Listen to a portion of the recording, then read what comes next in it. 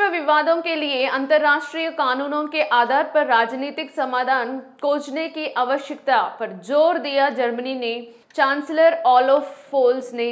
उन्होंने कहा कि यह समृद्धि, व्यापार और आर्थिक सहयोग के लिए आवश्यक है।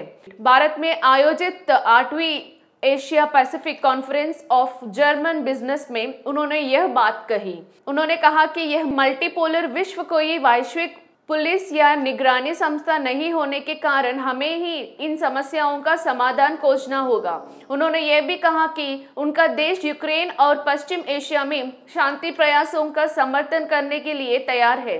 वर्तमान भू राजनीतिक तनावों और वैश्विक चुनौतियों का सामना करने में अंतर्राष्ट्रीय सहयोग के महत्व को लेकर भारत जर्मनी ने चिंताएं साझा की हैं। देश की राजधानी नई दिल्ली में आयोजित इस जर्मनी व्यापार सम्मेलन में भाग लेने के लिए ओलाफ स्कोल्स हाल ही में भारत आए। सम्मेलन में भाग लेने से पहले उन्होंने प्रधानमंत्री नरेंद्र मोदी से मुलाकात की। इस दौरान दोनों नेताओं ने आर्थिक संबंधों, पर्यावरण और सुरक्षा पर चर्चा की। वहीं नई दिल्ली में स्कोल्स का स्वागत केंद्रीय गृह राज्य मंत्री नित्यानंद राय ने किया। भारत आने से पहले उन्होंने सोशल मीडिया प्लेटफॉर्म एक्स पर लिखा है कि वह दुनिया में भारत जर्मनी जैसे मित्र देशों के अधिक दोस्त चाहिए। 2021 में जर्मनी के चांसलर के रूप में चुने जाने के बाद स्कोल्स यहाँ कहा तीसरा भारत दौरा है। पिछले वर्ष G20 लीडर्स समिट में दौरान भी स्कोल्स भारत आए थे।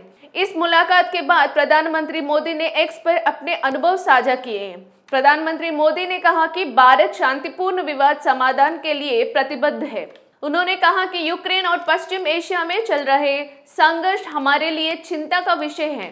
मोदी ने कहा कि भारत हमेशा से मानता है कि युद्ध के माध्यम से समस्याओं का समाधान नहीं हो सकता है। उन्होंने शांति बहाली के लिए हर संभव सहायता प्रदान करने की प्रतिबद्धता जताई।